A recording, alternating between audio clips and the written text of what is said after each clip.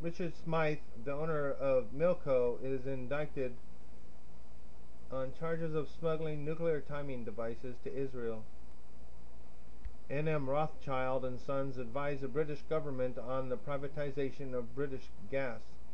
They subsequently advised the British government on virtually all of their other privatizations of state-owned assets, including British Steel, British Coal, all the British regional electricity boards, and all the British regional water boards. A British MP heavily involved in these privatizations is future Chancellor of the Exchequer, Norman Lamont, a former Rothschild banker. In 1986, Mordecai Vanunu, a technician at Dimona, Israel's nuclear installation from 1976 to 1985, discovers that the plant was secretly producing nuclear weapons. His conscience made him speak out, and in 1986 he provided London Sunday Times with the facts and photos they used to tell the world about Israel's nuclear weapons program. His evidence showed that Israel had stockpiled up to 200 nuclear warheads with no debate or authorization from its own citizens. On 30th of September 1986, Vanunu was lured from London to Rome. There he was kidnapped, drugged, and shipped to Israel.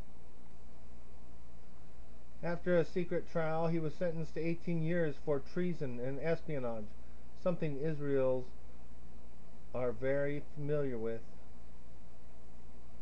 Although he had received no payment and had communicated with no foreign power.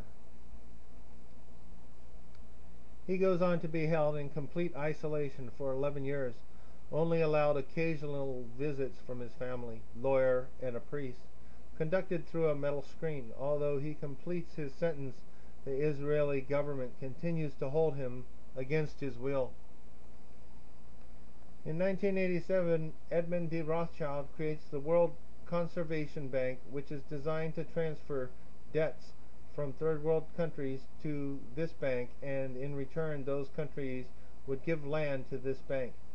This is designed so the Rothschilds can gain control of the third world, which represents 30% of the land surface of the earth.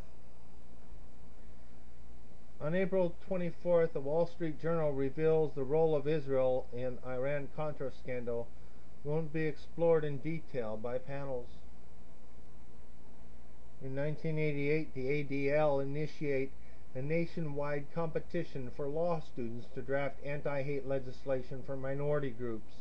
The competition is won by a man named Joseph Ribicoff, whose thesis proposes that not only must hate-motivated violence be banned, but also any words which stimulate suspicion, friction, hate, and possible violence.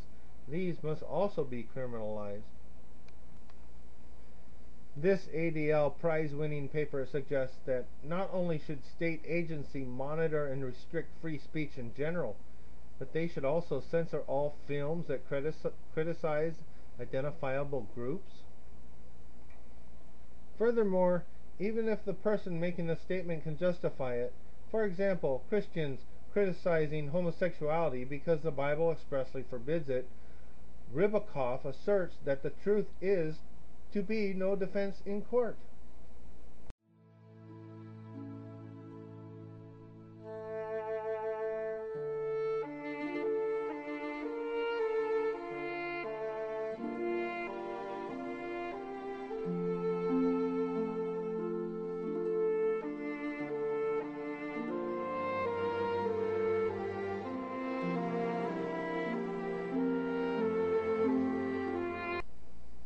The only proof a court will need in order to secure a conviction of hate speech is that something has been said, and a minority group or a member of such group has felt emotionally damaged as a result of such criticism.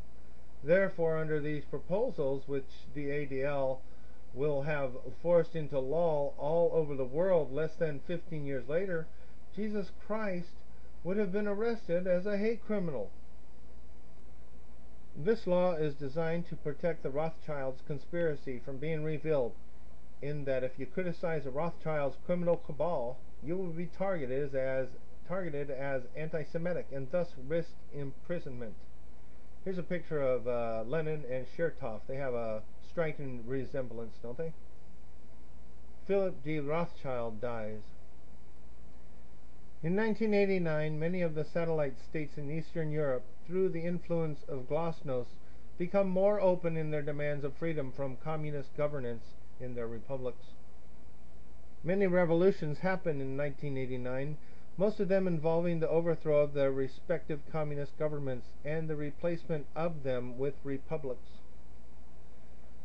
Thus, the hold the communists had over Eastern Europe, the Iron Curtain, becomes very weak. Eventually, as a result of perestroika and glasnost, communism collapses, not only in the Soviet Union but also in Eastern Europe.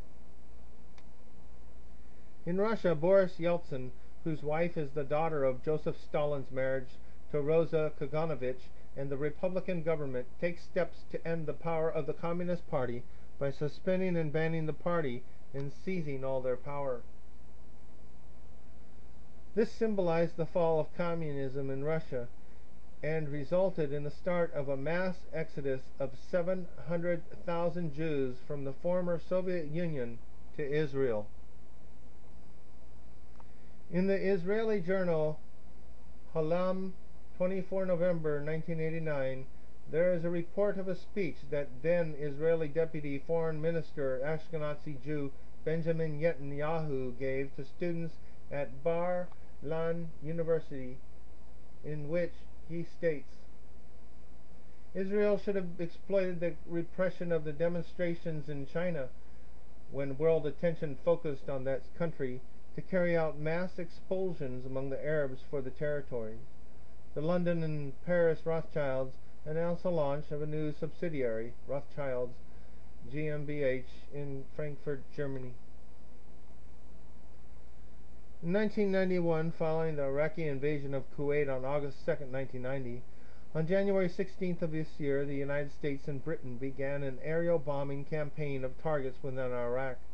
On 24 February, the ground campaign recommenced, which was to last 100 hours until on February 28th, when a horrendous war crime occurred.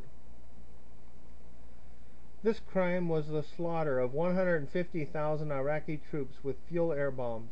These Iraqis were fleeing on a crowded highway from Kuwait to Basra. President George Herbert Walker Bush ordered United States military aircraft and ground units to kill these surrounding troops. They were then bulldozed into mass unmarked graves in the desert, some still alive. President Bush then ordered a cessation of hostilities. What was the significance of this slaughter and President Bush declaring the war over on this day? Well, it was the day of Purim fell on this year. This is the day that the Jews celebrate their victory over ancient Babylon, now based within the borders of Iraq, and a day when the Jews are encouraged to get bloody revenge against their perceived enemies. At the Bilderberg Conference on June 6th to 9th of this year in Baden-Baden, Germany, David Rockefeller, a Rothschild, made the following statement. We are grateful to the Washington Post, the New York Times, Time Magazine, and other great publications, whose directors have attended our meetings and respected our promises of discretion for almost 40 years. It would have been impossible for us to develop our plan for the world if we had been subjected to the lights of publicity during these years. But the world is now more sophisticated and prepared to march towards a world government.